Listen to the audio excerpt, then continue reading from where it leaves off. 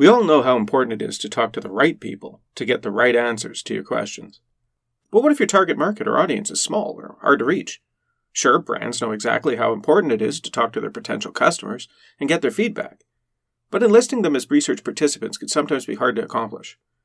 And the more niche or specific your market, the more difficult and expensive recruiting and retaining potential participants could be. Besides recruitment, issues of location, timing, not to mention the unexpected world events like those we've seen lately, can all be barriers to researchers getting in front of the right people. Market research online communities, or online market research panels as they're sometimes known, make these barriers less of a difficulty. In an online space, many of the drawbacks of traditional market research activities, like focus groups, can be overcome through technology. Some online research communities are huge, like our own Sasquatch Research Panel that's over 18,500 members strong. Or they can be smaller and made up of individuals from the specific target segment researchers wish to hear from.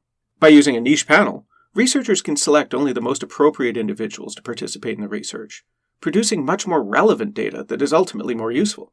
In these niche panels, a more focused group of participants can facilitate research that produces more actionable intelligence, because the research is done with people who have already bought into and are aware of the organization's goals, and who demographically conform to the needs of the research.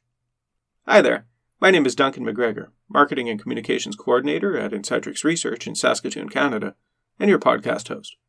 In today's episode, we'll be talking about how these niche online panels are developed, how researchers recruit for them, and how they're employed to do market research. We'll also talk about which types of companies and organizations use them, and what projects they might use them for. As a model of a niche panel to use for our discussion in this episode, we'll talk about the recently built Insightrix Young Adult Panel.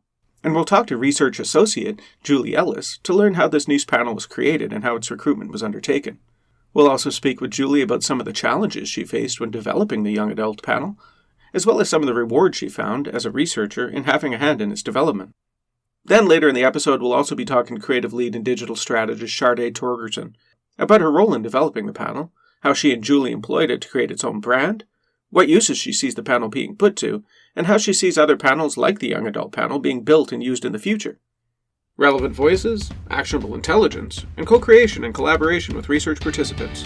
All that and more in this episode of Stories of Market Research, the Insightrix Podcast.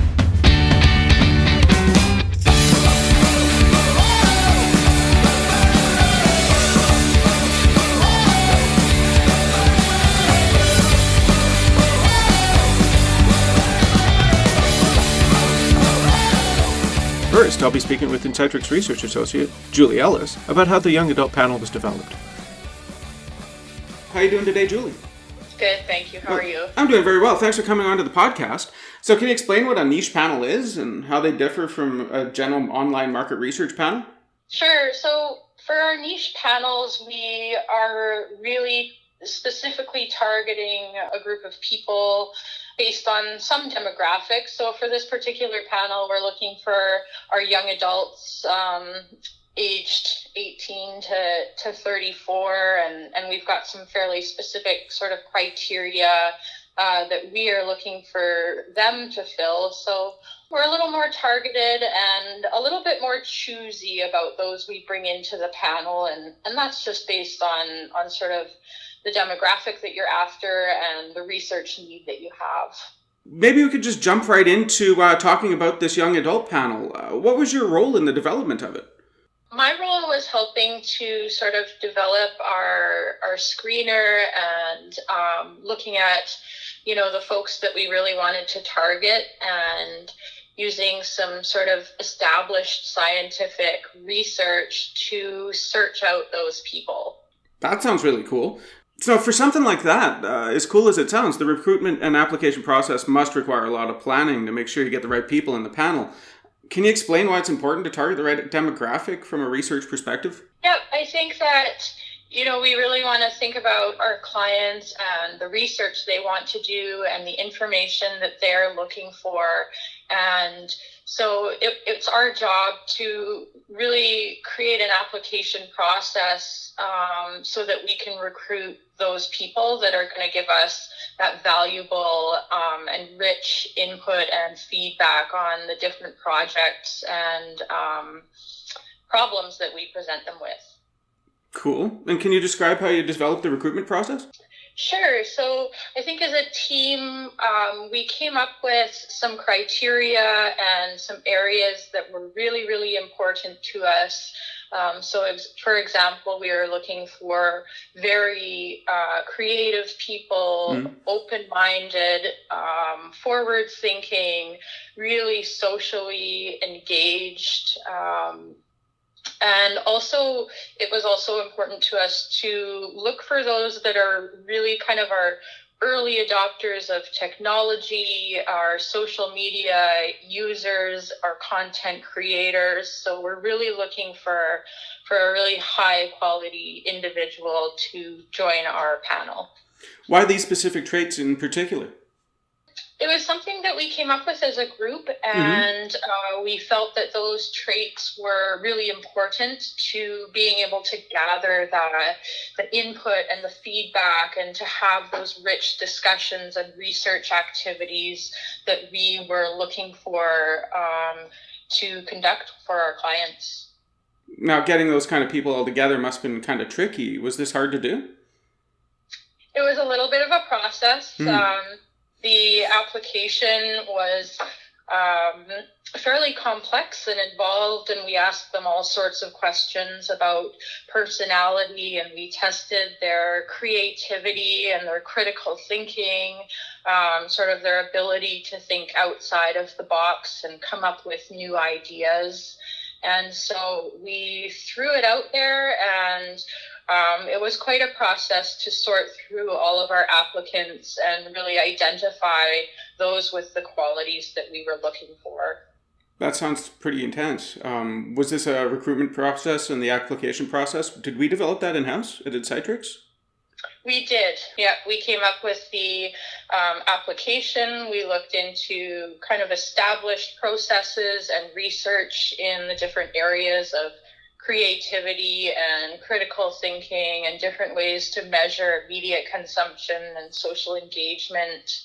And we kind of wrapped that all up together into sort of an application form that we had our applicants fill out. Cool. And where was that form?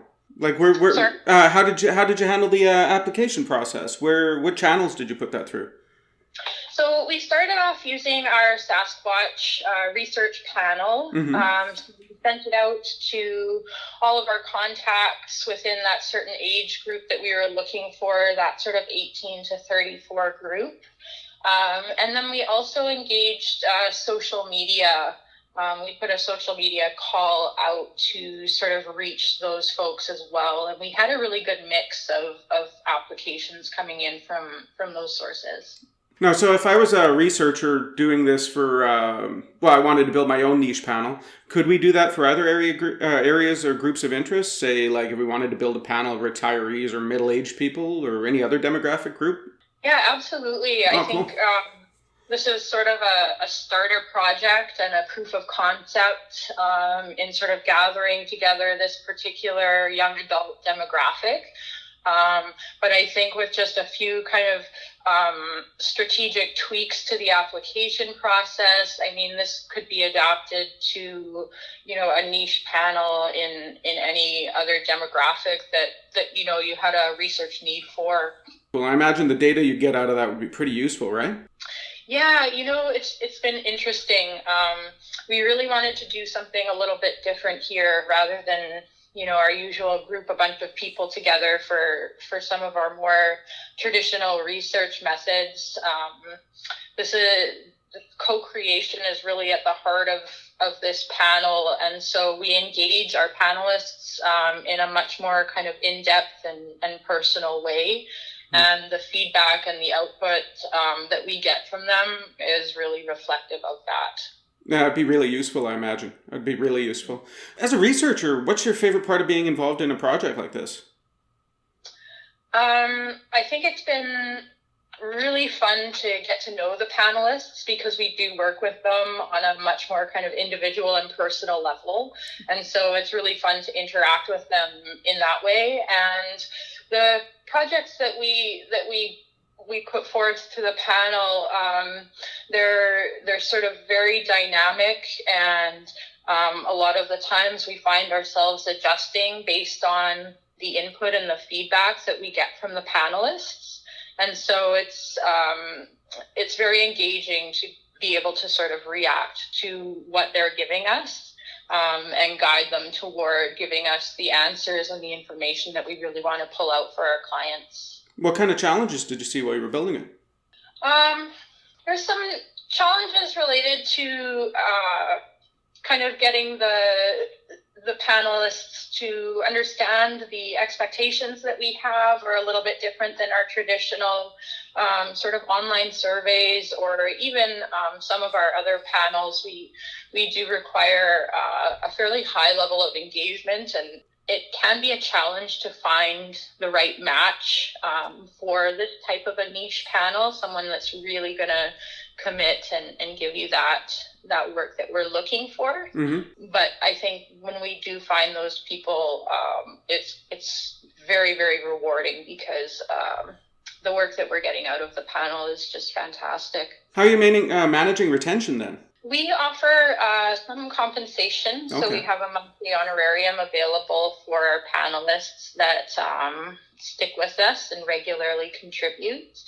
And if we find that we're really engaging them quite a bit and we're asking a lot, we will run kind of contests and draws for those that are really, really putting in the time to kind of keep everybody excited and with us and feeling like they're contributing something that's of value. That's super cool. Well, I really want to thank you for coming on to the podcast and explaining the recruitment process and the application process that we designed for this. It's really fascinating. I really appreciate it.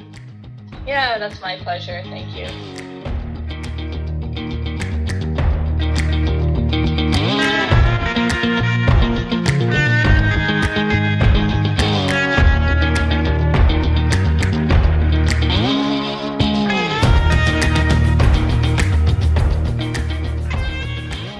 Up next, I'll be speaking with Insightrix creative lead and digital strategist Sharday Torgerson about the organizations who use niche panels and how they use them.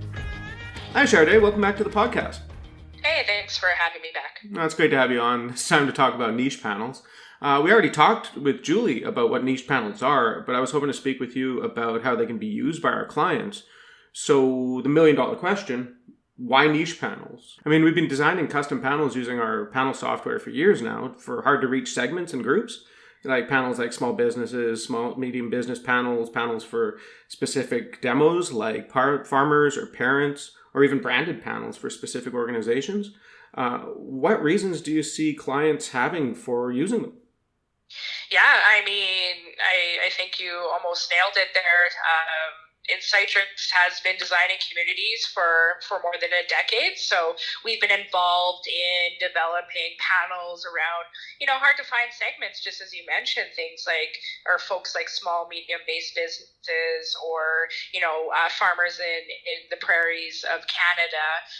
We have been able to dedicate research teams an effort to create these niche communities around, these segments that our clients might find of interest. So, a lot of these niche panels end up having perhaps a smaller but more dedicated sample available for, qualitative projects that clients might find interesting.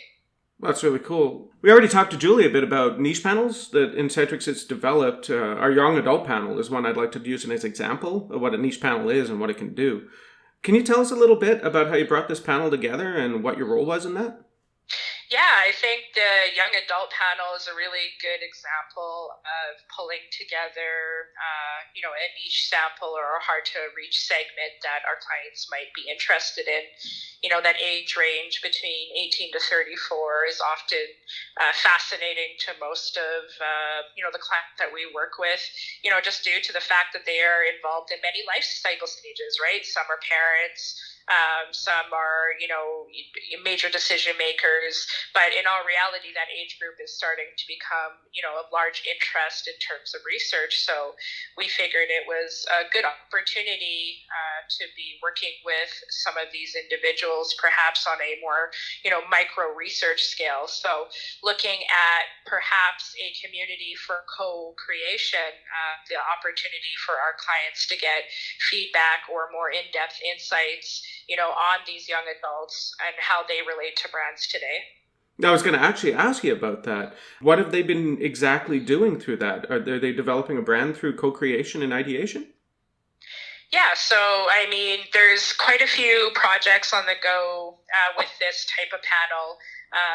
What's really cool is that, again, being a market research firm that actually has proprietary panel software, we're able to spin these off in a way where we can kind of co-create brands with the actual community itself. So, for example, we had recently developed this young adult panel, and we thought, hey, these young adults know exactly, what type of brand they want to be involved with, especially from a community perspective. Mm-hmm. So why not throw, this potential project at them to be involved with? So myself and my colleague Julie had come up with a research project together, focusing on the level of co-ideation or co-creation, as you would, where we essentially got these folks to help build a brand alongside a few researchers in a stage-by-stage process. That's really incredible, and more than a little useful. How'd you get them to do that? Yeah, it was quite the thing, actually.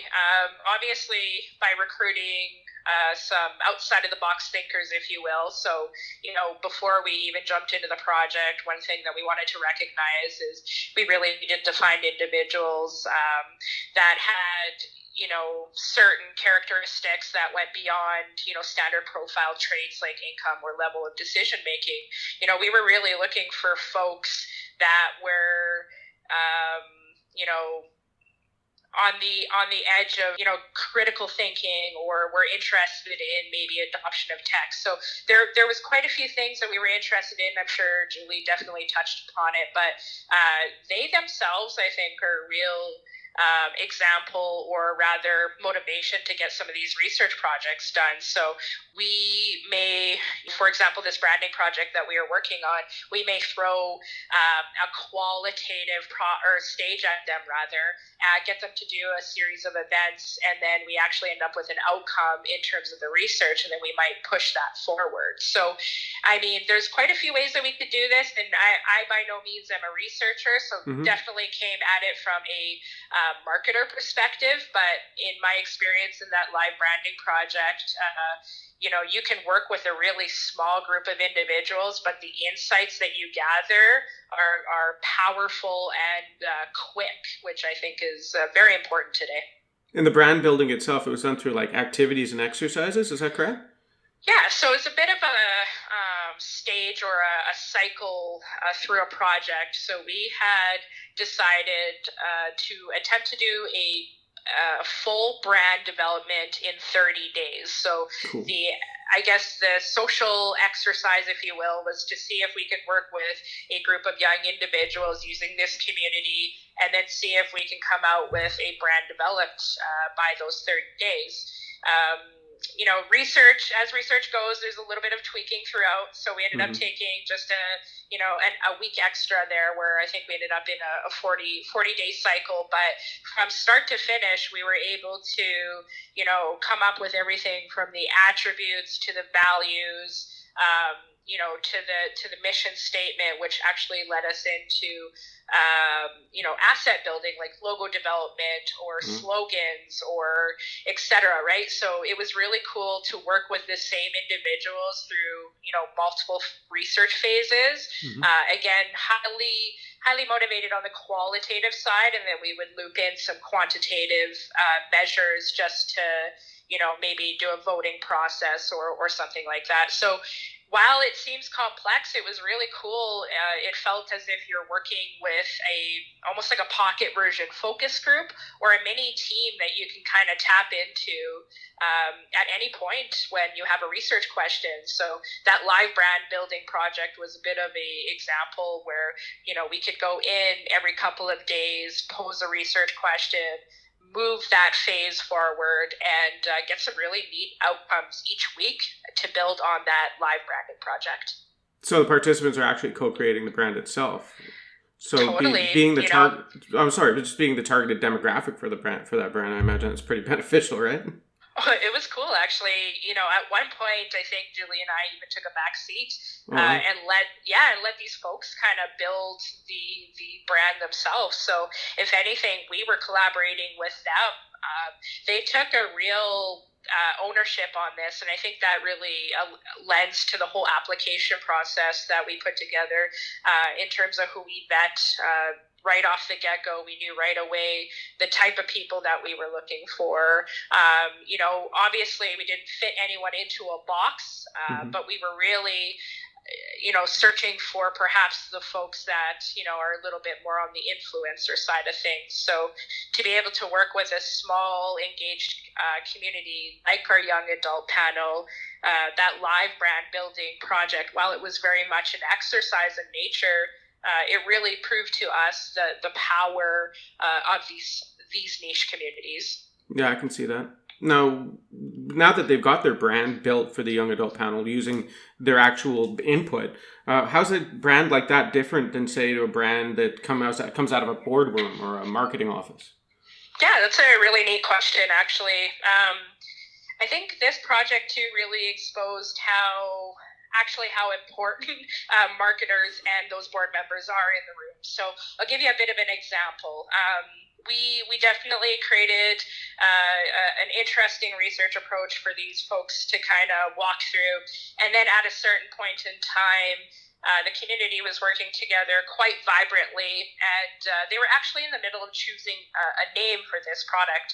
And, in their work together, it really did at one point expose the nature of, the need for sometimes having a professional involved. So what was really cool is Insightrix got, myself involved, the digital strategist, a millennial, and I was able to actually come in and really help guide these folks in a way where, again, I become both a researcher as well as a participant in this action.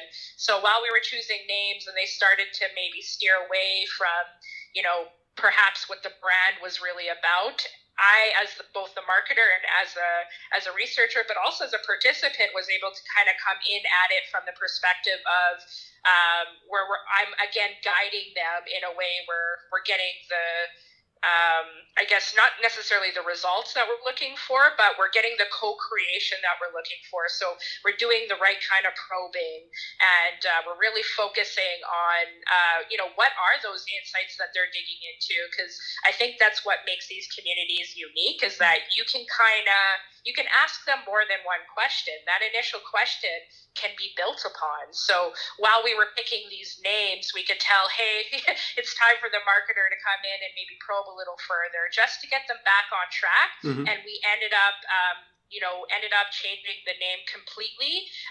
They ended up changing the name completely just based off of a few probing questions. So what was really neat is, again, these folks came up with some of the best co-created assets I think we could have ever seen. At the same time, I think as a research firm, we really valued coming in, probing further, and then really getting those deep insights. So it's almost like having a niche panel gives you almost unlimited creativity, but also the ability to control that to some degree. That's Absolutely. Really cool. Yeah, it's an environment that you can control still to some extent, which is really fun, right? So you can pose these questions to these folks, get some really great answers, and take that to your team, take that to the table. It can go as far as you want it to, or you can actually probe further. So the process in of itself is quite unique in terms of research, but I think that's what also makes the research in of itself very valuable. Now, time's always a really important thing. How long was the process from end to end? Yeah, so again, mentioning that we really tried hard to get this down to maybe 30 days. So we built this out to a 4-stage process, with each stage kind of being about 5 to 7 days long. We had a bit of a bump in the road in terms of, again, that whole idea about approaching it from how do we probe a little bit further to guide the collaboration in a way where, the research is on task, if you will. But we ended up from start to finish developing a full product brand in 45 days. That's not bad. How's that compare to a usual brand build, just coming out of a marketing office? I mean, let's be honest, some of us have worked up projects for multi-years. Yeah. Sometimes brand phasing can take up to 2 in that regard. So I think even recognizing, 45 days versus a full-blown brand project done in any facet is quite interesting. Now, that's not to say that a full brand project isn't, sometimes what these products need. But what I think is really cool about what we did is it really shows a different perspective in how maybe we can take these larger brand projects and get feedback from folks or get co-collaboration, or maybe they can start the train rolling and then your team can really much pick where this community left off and moved it forward. So to be able to say we built a brand in 45 days, I think is pretty cool. Well, it's cool too, because you almost get instant validation for any of your ideas. You've got the targeted group right there on tap to just ask at any time. So I imagine that saves a lot of time.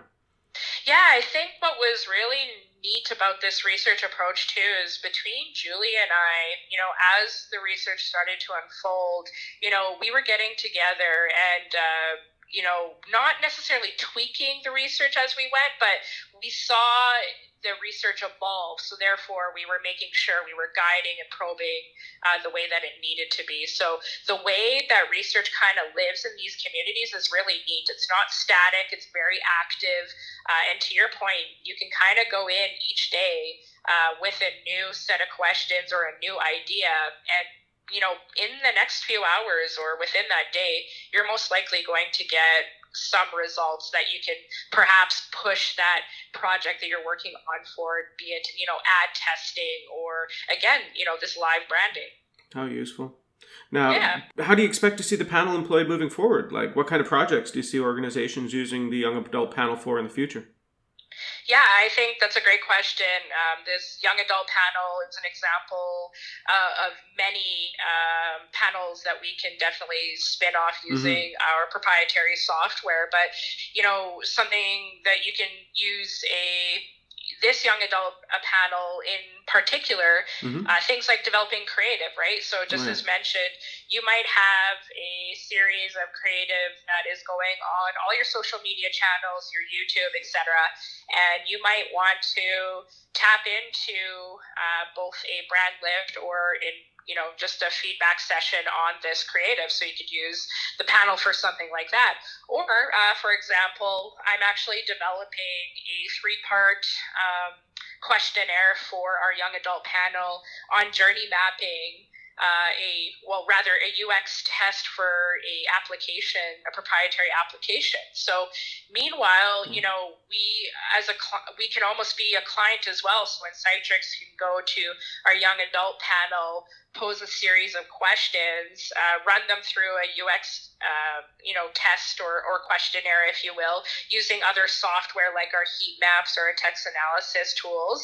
And then we get this information back and we can kind of continue to apply that maybe to other research methods as well. So, we're also using this tool or our community, if you will, even in our own internal research approaches as well. So I think that's quite neat, is not only are we benefiting by spinning these panels off so that our clients can utilize them, but we're very much benefiting and using these panels as a business too. How cool is that, right? Now, speaking about other general panels in general, right? We do, like you were saying, we do all kinds of niche panels on pretty much any demo you can think of. What other kind of niche panels do you regularly see built, and what projects do you see them doing? Yeah, cool question. I think what is interesting about, I guess, having a proprietary software is, to your point, that we can be looking at these hard to reach segments, and it could be, say, a long-term panel approach where we might, again, brand the panel. We might involve, a larger sample set than maybe, say, our young adult panel, where our young adult panel has about 15 to 20 individuals any given time.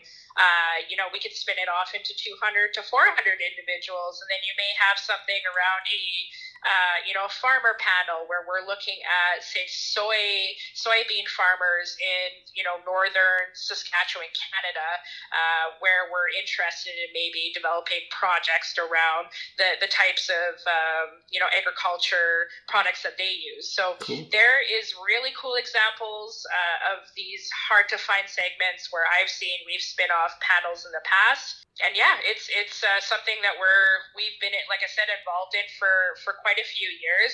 And to my last point there is that we actually have the software in-house, so it's really a matter of looking sometimes at the segments or the norms that we have, and if you have an area of interest, we can recruit to that and develop this panel quite quickly. So, I mean, it's really one of those things where if a client has an interest in a certain segment, we can definitely work with them in effort to target these specific individuals and then create an engaged panel with committed research participants. We've done them in the past for specific organizations too, say as a way to maintain employee engagement, that kind of thing. I imagine something like that would be pretty useful in a time like right now. With Absolutely. The current, pandemic situation, staying in touch with your employees and the people in your organization would be pretty important. I couldn't agree more. Really great point. If anything, I had a bit of an aha moment the other day in working with this young adult panel. And it was this whole idea where, even as a market research firm, we are seeing the rapid change in the industry due to COVID-19 and the pandemic.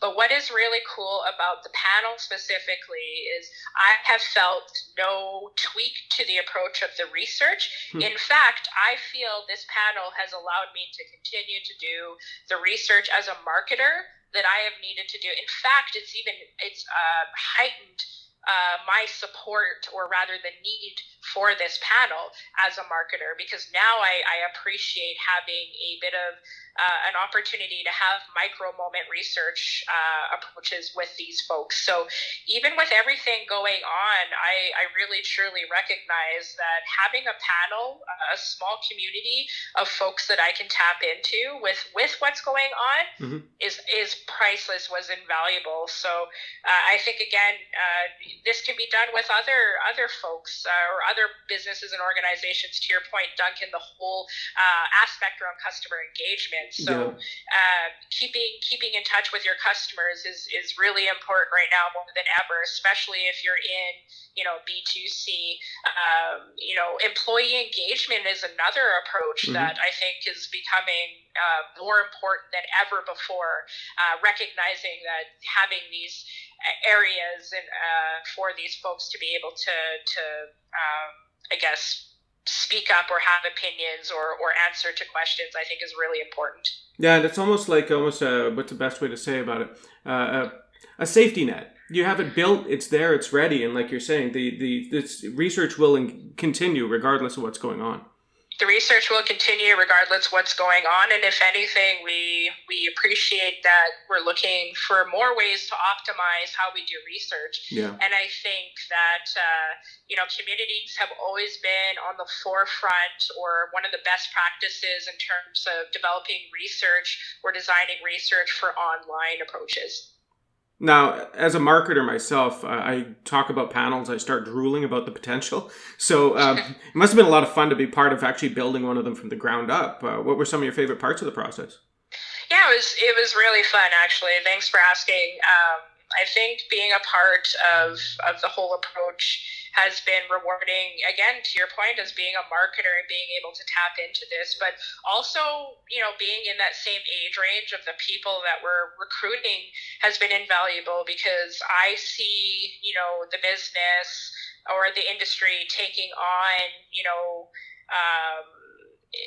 co-collaborating with this group of people. And I think that that's really neat in of itself, because I think a lot of the misconception sometimes around research or quantitative research is that we're just trying to constantly collect information in effort to push it forward. Mm-hmm. What I think is really unique about this approach, especially from a marketing perspective, is we have a group of people that we can tap into at any time, and we can ask certain questions in effort to get results, but we're asking them. We're not asking of them. We're not looking at Stats Canada and trying to come up with these standard profile traits, going out and doing, certain types of surveys in effort to get the quantitative results, Mm-hmm. I think what's truly unique about this approach is that we're asking not a standard set of people. We're asking people their opinion. And I think that really organically goes back to what market research is about. Yeah. So I think that's cool. And I appreciate that as both a millennial as well as a marketer. But I look forward to the few projects that we actually have upcoming with these folks. And I'm just seeing all the value come out of the way that we're kind of working in these qualitative approaches with them. That's really awesome. And it sounds like it was super rewarding to work on. Really look forward to hearing more about it in the future. And I'd like to thank you for coming on the podcast again. It was great to have you on and talk about niche panels like this. Thanks for coming on. Yeah, thanks for having me. Awesome, thanks.